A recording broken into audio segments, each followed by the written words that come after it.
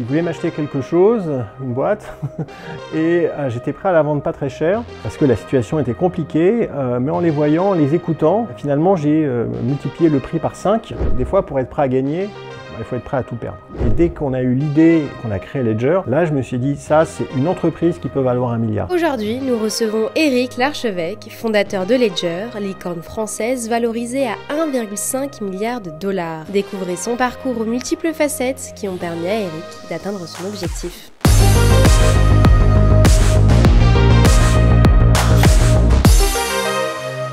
Bonjour Éric. Bonjour Kathleen. Alors on est en 1996, tu es diplômé en tant qu'ingénieur en microélectronique et juste un an avant, tu crées ta première entreprise, France Cybermédia. Oui. Donc tu es en études. Comment ça se fait que tu aies cette envie de devenir entrepreneur? Et on rappelle qu'à ce moment-là, c'est les débuts d'Internet. C'est les débuts d'Internet et à ce moment-là, devenir entrepreneur, c'est pas du tout une mode et personne ne pense à ça. Hein. Toute ma promo d'ingénieur est destinée à travailler plutôt dans des grands groupes, Philips Semiconductor, ST Microelectronics, etc. Donc on n'était pas du tout dans l'ambiance start-up. Mais pendant que j'étais étudiant, j'avais commencé un petit peu à bricoler, à faire de l'électronique, à être pigiste. J'ai écrit un livre technique qui m'a permis d'avoir un premier capital. Et fonctionner en mode projet, comme ça, un petit peu par moi-même, m'a donné envie de continuer l'aventure, de continuer à être indépendant, d'innover par moi-même. Et c'était le début d'Internet. J'ai vu là qu'il y avait plein d'opportunités. Donc je me suis associé avec mon binôme, un étudiant de l'école, et on a créé l'entreprise et on s'est lancé vraiment sans trop réfléchir parce que vraiment on avait envie de faire partie de cette révolution. Mais ça tenait aussi à cœur d'être libre, justement d'être indépendant. Qu'est-ce qui ne t'a pas plu dans le salariat, dans tes expériences? Est-ce qu'il y a une expérience qui t'a pas plu justement et qui t'a poussé à devenir entrepreneur? Le fait d'avoir fait mon diplôme, d'avoir fait mon stage de fin d'études dans un grand groupe m'a vacciné contre pas le salariat en général, mais en tout cas le fait d'aller travailler dans des grands groupes. Et avec mon diplôme et la microélectronique, qui nécessite des laboratoires avec des dizaines de millions d'euros d'investissement, je ne pouvais travailler que dans un grand groupe. Et donc je me suis dit non, ça ne va pas fonctionner en fait. Et c'est pour ça que j'ai cherché une autre voie, une autre solution. Et l'entrepreneuriat m'est apparu comme étant vraiment quelque chose de tout à fait possible. C'était évident pour toi, c'est là où tu as trouvé ta passion justement de t'investir dans des projets. Et c'est là où on voit justement tu as créé Montorgueil qui a monté jusqu'à 20 millions de chiffre d'affaires. Tu as vendu à Rentability Web.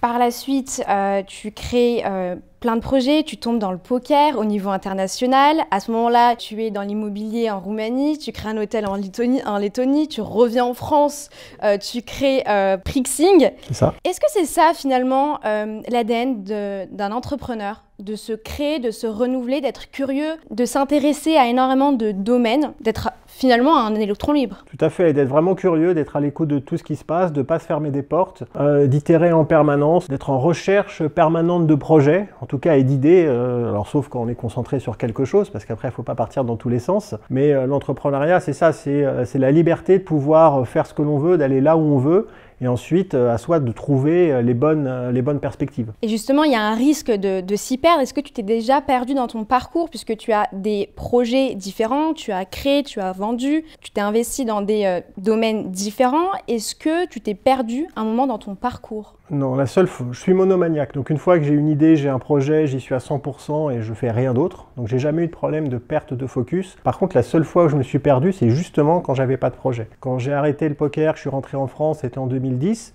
et que je cherchais quelque chose à faire. Pendant 6 mois, j'arrivais pas à trouver là où je voulais faire, j'avais pas d'idée en fait.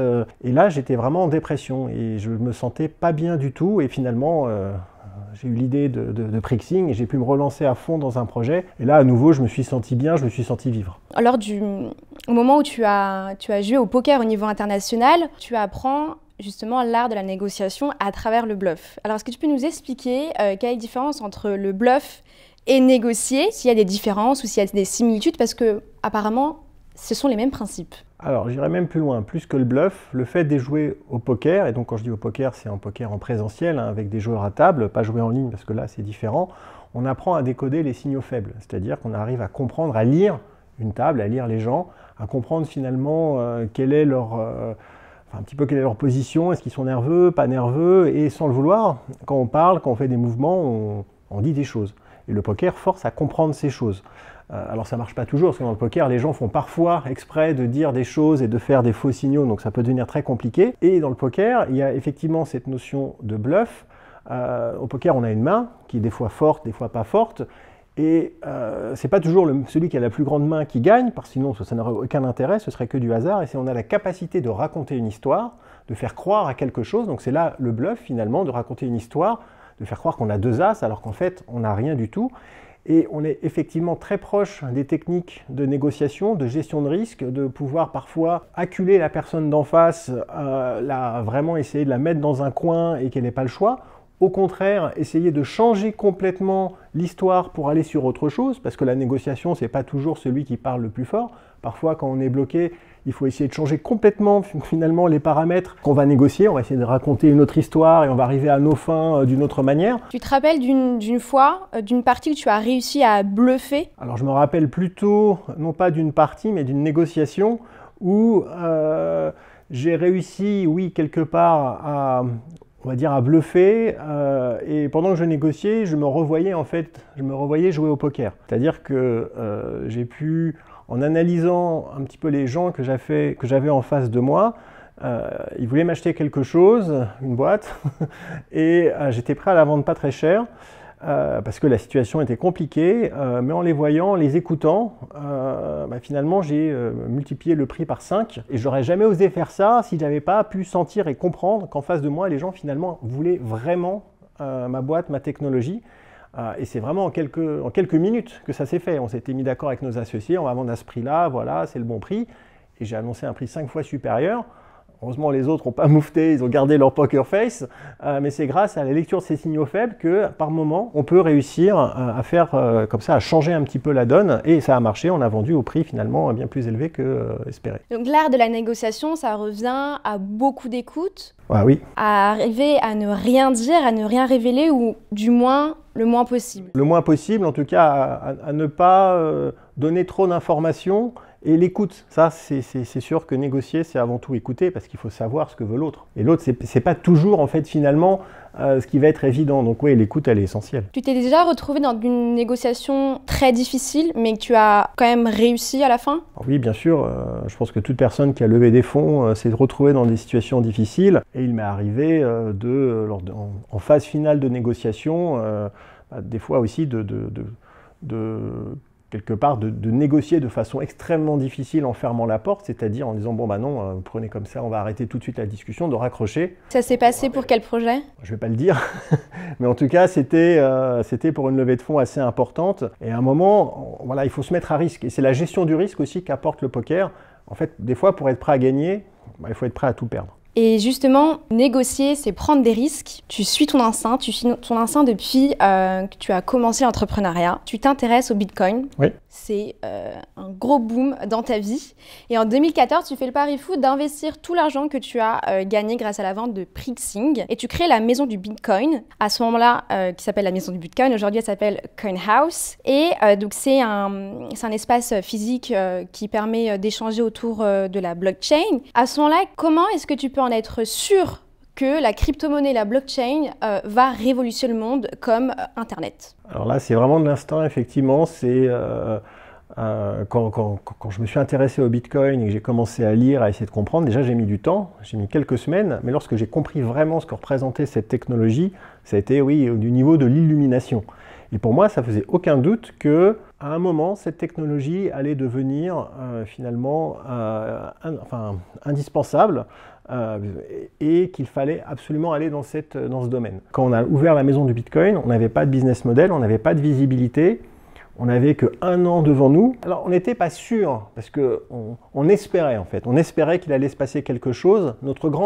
La seule hantise que j'avais, la seule peur, c'était d'être arrivé trop tôt. Parce qu'arriver trop tard, des fois on perd, mais arriver trop tôt, ça peut être la pire des situations. Et ça, on ne pouvait pas savoir si le marché allait se développer, s'il allait se passer quelque chose. Et donc c'est ça, finalement, quelque part, le risque qu'on a pris, c'est peut-être d'y aller trop tôt. Mais en tout cas, voilà, on avait cette espérance qu'en étant là au bon endroit, au bon moment, en créant les bonnes opportunités, des étincelles allaient arriver, que quelque chose se passerait, quoi. Donc en tant qu'entrepreneur, il est important réellement de suivre son instinct, même si l'idée paraissait folle, parce qu'on est en 2014, on rappelle, tu tombes sur le Bitcoin, tu investis énormément d'argent, et à ce moment-là, est-ce que il est réellement difficile de suivre son instinct quand on a un entourage ou des avis qui sont à l'encontre de notre instinct? Alors ça peut être difficile, effectivement, mais si on est sûr de soi et qu'on a l'impression d'avoir raison et que les autres ont tort, eh bien on y va quand même. C'est sûr que beaucoup de gens étaient assez surpris et pensaient que je faisais une connerie, parce que le Bitcoin avait une très mauvaise réputation, c'était vraiment que le blanchiment, le terrorisme, en fait vraiment les gros poncifs, mais qui à l'époque étaient très très présents dans les médias. Comment tu l'as vécu à ce moment-là? M'en fichais, c'est-à-dire que moi j'étais droit dans mes bottes, je croyais à ce que je disais. Mon but c'était pas de convaincre la Terre entière. Il y en a qui voilà, ils pensaient ça, je disais bah, écoute, c'est très bien, mais ça m'a jamais, à aucun moment en fait ça a créé le doute parce que j'étais trop certain en fait de mes opinions. Tu continues à suivre ton instinct et tu décides de créer Ledger. Attends, mais en fait Ledger c'est quoi ? Une ledger, c'est comme ton portefeuille, mais à la place de tes billets, tu as des crypto-monnaies. En fait, pour pouvoir avoir accès à tes cryptos, tu as besoin de ta petite clé USB. Ainsi, tu sécurises physiquement tes crypto-monnaies. Allez, on peut reprendre. Qui aujourd'hui fait partie des licornes françaises, valorisées à 1,5 milliard de dollars, avant tout, bravo. Merci. Et aussi, Ledger qui sécuriserait 15% des crypto-monnaies dans le monde, bravo encore. Parce que c'est un chiffre qui est énorme. Ledger représente pour toi une part de tout ce que tu as souhaité, cette part de liberté. Comment est-ce que tu as réussi à incarner cette part de liberté dans tes créations Ledger? La liberté, je pense que je l'ai toujours eue parce que j'ai eu cette liberté d'entreprendre, la liberté de mes choix. Là où finalement j'ai eu de la chance, et parce qu'il y a eu de la préparation, etc., beaucoup de travail, un mélange de tout ça, de voir ce projet et cette ambition se réaliser. J'ai fait quelques boîtes dans ma vie. J'avais arrêté Prixing et je l'ai vendu parce que je pensais que je ne pourrais pas faire de cette entreprise une licorne, même si le terme n'existait pas, mais en tout cas, je voulais vraiment avoir un impact et voir si j'étais capable de créer une grande entreprise. Et c'est parce que je voyais que ce n'était pas possible avec Prixing, c'était trop compliqué de scaler, que je l'ai vendu et que je suis allé ensuite sur le Bitcoin. Et dès qu'on a eu l'idée et qu'on a créé Ledger, là, je me suis dit, ça, c'est une entreprise qui peut valoir 1 milliard. C'est tout à fait possible. Il y a un défi énorme d'exécution, il y a un problème de marché, enfin, le timing, etc. Mais on peut y arriver. Et dès le début, on s'est dit, là, il faut qu'on fasse une grosse boîte, il faut qu'on arrive vraiment à internationaliser. Et on a suivi cet objectif depuis le début. Et alors, ça n'a pas été simple, hein. Il y a eu des hauts, il y a eu des bas, mais voilà, 7 ans après la création, on a enfin réussi à atteindre ces objectifs, mais qui sont juste un objectif de chiffres, mais qui ne veulent rien dire. Parce que à la fin, enfin, l'entrepreneuriat, on ne le fait pas forcément juste pour l'argent, les chiffres, c'est plus un score. Et puis de toute manière, tout ça, c'est virtuel. C'est-à-dire, à la fin, si on se dit, OK, on fait ça parce qu'on a envie d'être milliardaire, à la fin, ce qui compte, c'est quand il y a une exit, c'est quand il y a du secondaire, c'est quand il y a vraiment des choses concrètes. Parce que sinon, une valorisation d'entreprise, c'est du pipi de chat, et je suis bien placé pour le savoir, je fais pas mal d'investissements. Mais bon, la liquidité, c'est pas toujours là. Donc il y a aussi beaucoup, je pense, de virtualité dans tout ça quand même. Et surtout que tu as investi dans un domaine qui est très très difficile à prédire, et aujourd'hui tu as une promesse, une garantie qui est cette sécurité infaillible. Comment est-ce que tu arrives à incarner, à articuler cette garantie, cette promesse sur le long terme quand on voit que la technologie aujourd'hui avance comme une fusée? Alors parce qu'on est basé sur une technologie qui est française, un héritage français qu'on maîtrise absolument avec des ingénieurs qui le maîtrisent, qui est celui de la carte à puce, qui est celui en fait du processeur sécurisé qui est utilisé dans le monde bancaire, dans le monde des passeports, dans le monde de l'identité. Et ensuite, pour pouvoir réussir à démontrer cette promesse, qui n'est pas une promesse d'infaillibilité, parce que rien n'est infaillible, donc le 100% sécure, tout ça, ça n'existe pas.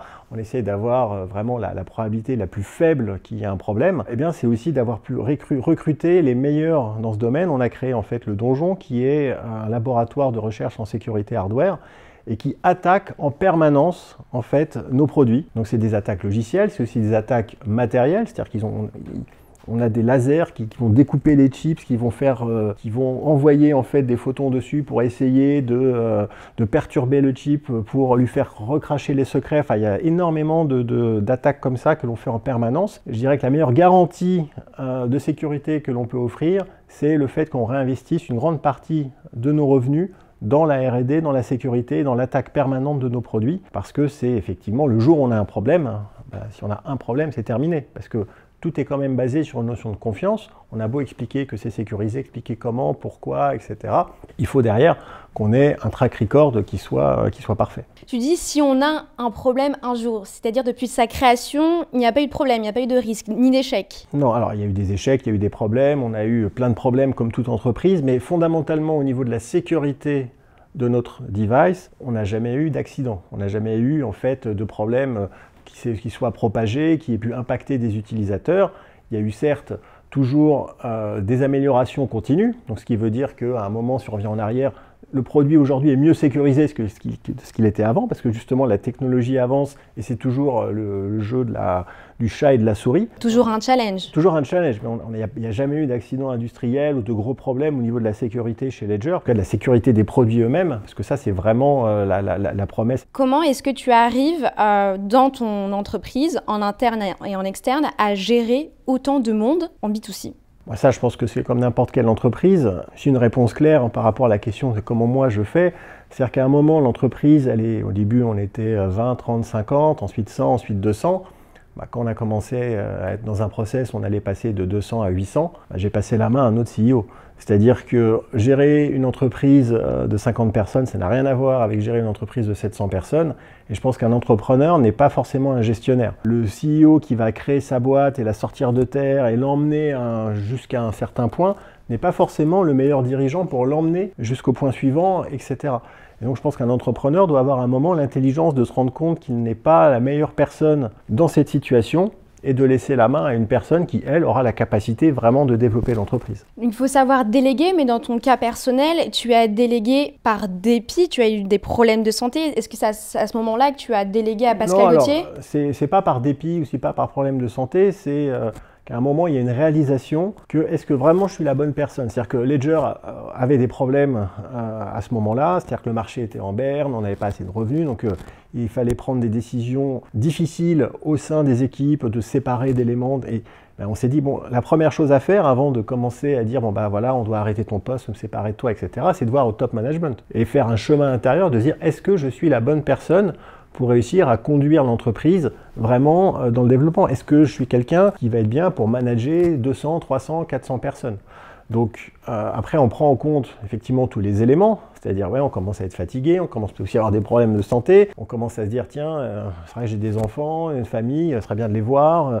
Donc on pèse le pour et le contre, on discute avec son board, on discute avec les investisseurs, et après on prend une décision qui est forcément très difficile. Si on décide de rester et que du coup on se met cette pression alors qu'on n'est pas forcément certain d'y arriver, ça va être un chemin très difficile avec un coût personnel énorme. Et si par contre on se dit non, je suis peut-être pas la bonne personne, je me mets en retrait, c'est aussi très difficile à accepter parce qu'il y a toujours une notion d'ego.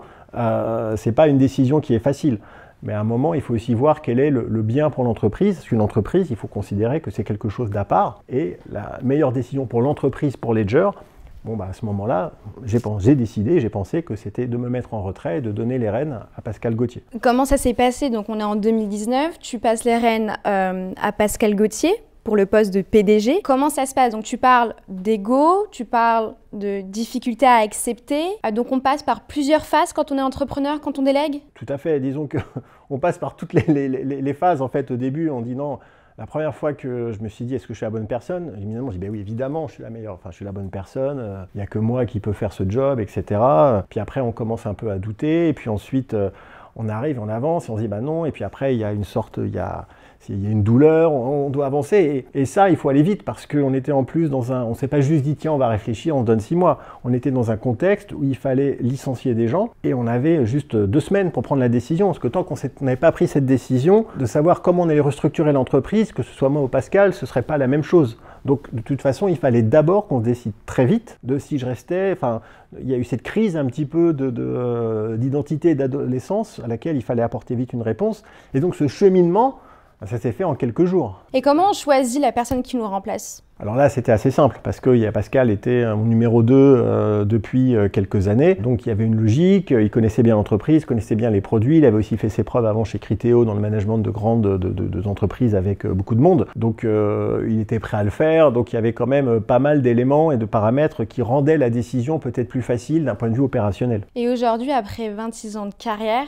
on passe de la fast life à la slow life, oui, comme tu le dis si bien. Tout à fait. Est-ce qu'après 26 ans de carrière dans l'entrepreneuriat, est-ce qu'on a toujours envie d'entreprendre? Oui, on a toujours cette envie. En fait, le meilleur moment pour un entrepreneur, je pense, c'est quand on fait son produit, on travaille pendant des mois et puis d'un seul coup, on le met sur le marché d'une manière ou d'une autre et on voit, il prend son existence, il y a les premiers retours et il y a une espèce d'énergie positive incroyable. Et ça, c'est les plus beaux moments qu'on puisse vivre. J'ai eu la chance de vivre de très beaux moments avec Ledger et avec d'autres entreprises. Et donc, cette envie, elle est là. Et en fait, aujourd'hui, cette envie, je la vis par procuration, plutôt en investissant dans des entreprises, en pouvant avoir de nouveaux produits, de nouvelles industries, mais je n'exécute pas. Et donc, par procuration, j'arrive à vivre ces moments assez incroyables, d'avoir cette fierté, de dire « ouais, j'appartiens, je suis dans l'équipe, je fais quelque chose », même si c'est de très loin, tout en ayant cette slow life et en pouvant effectivement rentrer chez moi le soir et puis j'ai envie de lire un bouquin, je lis un bouquin, quoi. Alors qu'avant, c'était juste pas possible, il y a toujours cette espèce de tension mentale qui fait qu'on n'a pas une seule seconde à soi. Donc tu n'as plus le même niveau de vie, c'est-à-dire que tu n'es plus dans la création, maintenant tu es dans les investissements? Je dirais plutôt, voilà, c'est l'accompagnement, c'est du give back, c'est le fait de participer à des aventures en partageant mon expérience. Ça, la transmission, c'est quelque chose que j'aime bien faire. Et donc aujourd'hui, j'ai la chance de pouvoir transmettre, accompagner des entrepreneurs. Et ça passe évidemment par l'investissement, puisque c'est comme ça qu'on arrive à rentrer au capital d'une entreprise et à y participer de façon très concrète. Est-ce que ça te manque, cette fast life? Oui, bien sûr. C'est sûr que ça me manque. Mais pour autant, je ne serais pas prêt à y retourner. C'est-à-dire que j'ai une nostalgie plutôt qu'un manque, parce que je connais le coût qui est associé à cela. Je sais à quel point il est difficile de lancer un projet, je sais à quel point il faut de l'énergie. Et je ne suis pas sûr qu'aujourd'hui, près de 50 ans, j'ai cette énergie qui va me permettre de soulever des montagnes, parce que c'est rien que ça, c'est soulever des montagnes. Mais après, d'un autre côté, je sais que si un jour il y a un projet qui me semble être une évidence, bah, j'irai. Donc de toute façon, je pense qu'on n'est pas forcément maître de ses rêves, c'est plutôt des fois les rêves qui vont être les maîtres de soi-même. Et s'il y a un rêve qui arrive et un projet incroyable, je sais que j'irai. Aujourd'hui, c'est pas à l'ordre du jour. Et c'est pas forcément ce que je souhaite, mais si je retombe dedans, je sais que je retomberai dedans, donc je me fais pas trop d'illusions non plus. L'entrepreneuriat, c'est pas forcément pour toute une vie, il faut savoir se stopper, avoir ses limites, se dire que... Il y a un moment, il faut savoir, je pense aussi, pour réussir à trouver un équilibre entre sa vie personnelle et puis sa vie, enfin même pas professionnelle, parce que l'entrepreneuriat, c'est quelque chose aussi de très personnel, mais je pense qu'il y a des étapes dans la vie d'un homme ou d'une femme qui fait qu'à un moment, on n'a plus forcément envie de la même chose. Et là, je pense que j'avais besoin peut-être de me ressourcer, de calme, de pouvoir prendre un petit peu d'altitude. Mais pour autant, clairement, il fallait que je continue de m'occuper parce que si je restais à rien faire, je pense que je deviendrais fou. Quelle est ta meilleure expérience dans ton parcours, ton meilleur projet, celui qui t'a fait le plus vibrer en tant qu'entrepreneur? Clairement, je pense que c'est Ledger. Notamment à l'époque 2016-2017, on a vécu une croissance verticale. Les produits les hardware wallets, les produits qu'on vend, on pensait en vendre 30 000 sur l'année si tout allait bien, on en a vendu 1 million. Et il a fallu répondre en fait à la demande, exécuter de façon incroyable pour ne pas tuer l'entreprise, parce qu'une croissance verticale comme ça, c'est très dangereux.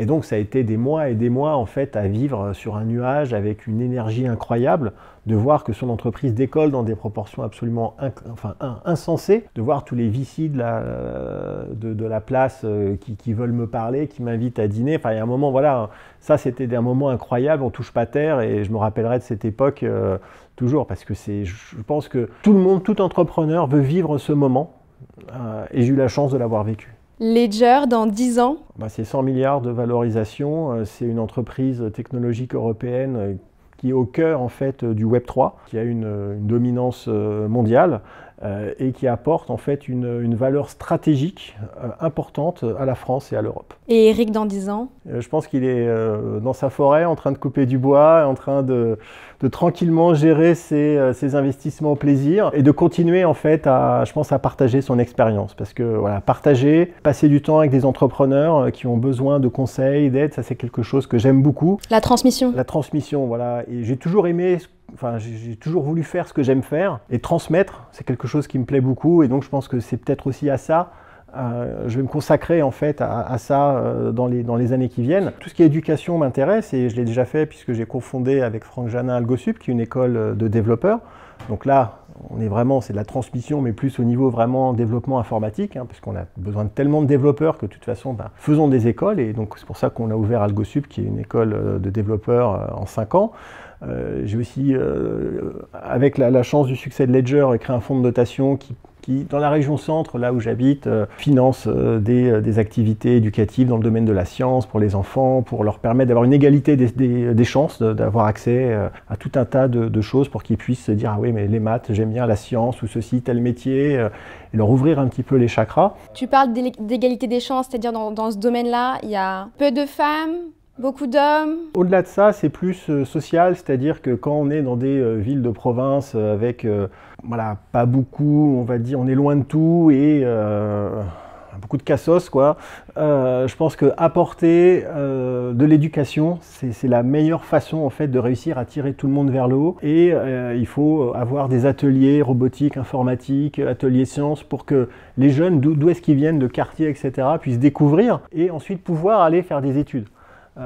Évidemment, si on parle de l'informatique, la parité homme-femme a beaucoup de progrès à faire et donc chez Algosup, on essaye de faire un maximum attention à ça et c'est pour ça qu'on fait nos recrutements sur des jeux vidéo, des choses qui ne demandent pas de l'informatique pour justement aller voir des personnes qui disent mais moi je sais même pas ce que ça veut dire être développeur, on fait jouer un jeu et après la personne peut se dire ah bah oui mais en fait j'ai le bon mindset, le bon état d'esprit pour être développeur et donc c'est une manière d'aller chercher dans des viviers, notamment des viviers féminins. Donc tu as créé Algosup justement pour transmettre ton savoir et pouvoir créer justement des emplois et avoir beaucoup plus de possibilités pour tout le monde, donc cette égalité de chance. Le rôle d'un entrepreneur revient à apprendre, à créer, se renouveler et à la fin de vie, je dirais, d'un entrepreneur, c'est transmettre.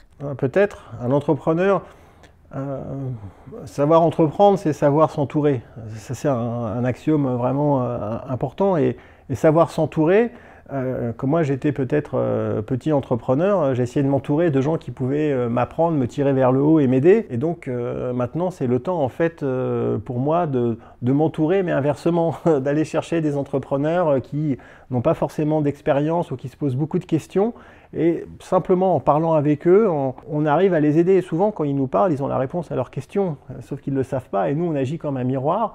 Et en leur parlant, eh bien, on les fait avancer, on les fait réfléchir, on leur donne parfois peut-être des idées ou on leur donne des conseils. Mais c'est cette expérience qui fait qu'on a la légitimité de pouvoir leur dire des choses et ils vont nous écouter et ils vont dire oui tiens peut-être et après ils vont réfléchir et ils vont trouver eux-mêmes la solution à leurs problèmes. Et quand tu as commencé dans tes débuts, tu aurais aimé avoir autant d'aide Sûrement parce qu'on a toujours besoin d'avoir de l'aide. Et au début, quand j'ai commencé, il n'y avait pas vraiment de mentor, pas vraiment d'autres entrepreneurs à qui je pouvais parler. J'étais même complètement perdu. Quand j'ai créé ma première boîte, je suis allé à la Fnac, j'ai acheté un bouquin qui s'appelait la SARL. Voilà, les lectures étaient très techniques et on ne parlait pas d'entrepreneuriat, on parlait de gérance, de comptabilité. C'était pas encore démocratisé, on rappelle que c'est les débuts d'Internet. Ah non, pas. Et je ne savais même pas ce que ça voulait dire créer une entreprise. Par exemple, je me dis, tiens, c'était 50 000 francs de capital à l'époque. Je vais si je les mets en capital, mais après, est-ce qu'ils sont bloqués? Je peux les utiliser. J'étais vraiment au niveau zéro. Et donc, j'ai mis beaucoup de temps à apprendre et à comprendre. Oui, tout seul, en lisant. Et c'est vrai qu'aujourd'hui, ça n'a plus rien à voir. On a accès vraiment à un dispositif d'aide, de bourse, d'informations qui sont incroyables. Et avec les réseaux sociaux, on peut accéder, parler échanger avec d'autres entrepreneurs. Il y a plein d'activités, de réseaux. Donc il y a, tous les incubateurs de start-up, par exemple, permettent aux jeunes entrepreneurs de rencontrer d'autres, d'accélérer. Donc l'environnement est vraiment meilleur. Et du reste, ça se voit. On n'a jamais eu autant d'entrepreneurs, de start-up, on n'a jamais eu autant de levée de fonds avant les crises de liquidité qui sont maintenant, on va dire, un peu systémiques, mais la France a réussi vraiment à changer la manière dont elle considère les entrepreneurs. Lorsque tu transmets ton savoir en tant qu'entrepreneur, quels sont les meilleurs conseils, les premières choses que tu dis à une personne qui veut devenir entrepreneur? Alors, il y a beaucoup de choses à dire, mais le premier conseil que je donne, déjà dit, c'est de savoir s'entourer. Pour moi, entreprendre seul, c'est très difficile, donc il faut réussir à trouver les bonnes personnes, mais c'est aussi un chemin compliqué de trouver un associé parce que c'est comme se marier quelque part, donc ça ne se décide pas. Un autre conseil que je donne souvent, qui est un peu à contre-courant, c'est de parler de ses idées. Il y a beaucoup d'entrepreneurs, ils n'osent pas parler de leurs idées parce qu'ils ont peur qu'on la pique. Alors qu'en fait, une idée, pour moi, ça vaut absolument rien. La seule valeur, elle est dans l'exécution. Donc au contraire, faites-vous piquer votre idée, parlez de ce que vous faites, expliquez, dites voilà, je fais ça, je fais comme ci. Parce que de toute façon, les gens, ils ne vont pas forcément vous piquer l'idée. Et surtout, en échangeant, vous allez l'améliorer, vous allez comprendre exactement, que finalement... inspirer. Ouais, ça, il faut échanger, il ne faut pas avoir peur, il ne faut pas rester dans son coin. Évidemment, il faut avoir cette résilience qui fait que l'entrepreneuriat, c'est se prendre des coups, c'est avoir des échecs, c'est des hauts, c'est des bas, c'est l'ascenseur émotionnel. Et donc, ce n'est pas fait pour tout le monde. Moi, je ne crois pas que tout le monde peut entreprendre. Entreprendre, c'est à la portée de tout le monde, c'est-à-dire qu'il n'y a pas de profil entrepreneur type. Et on le voit bien, ça, l'émission Qui veut être mon associé l'a bien mis en avant sur M6, c'est qu'on a des entrepreneurs qui viennent vraiment de tout horizon, des jeunes, des moins jeunes, des femmes, des hommes, des couples. Tout le monde peut y arriver, mais c'est pas pour tout le monde. Je pense qu'il y a, et heureusement, parce que si tout le monde était entrepreneur, je pense que la Terre il faut prendre conscience des conséquences de l'entrepreneuriat oui, et aussi des coûts. Et parce que c'est quelque chose qu'on doit vraiment être habité par l'entrepreneuriat et tout le monde n'a pas cette vocation, et heureusement. Merci Eric. Merci beaucoup. N'oubliez pas de vous abonner, de mettre un pouce vers le haut et de partager cette vidéo avec un ami entrepreneur. Prochaine interview dans 2 semaines.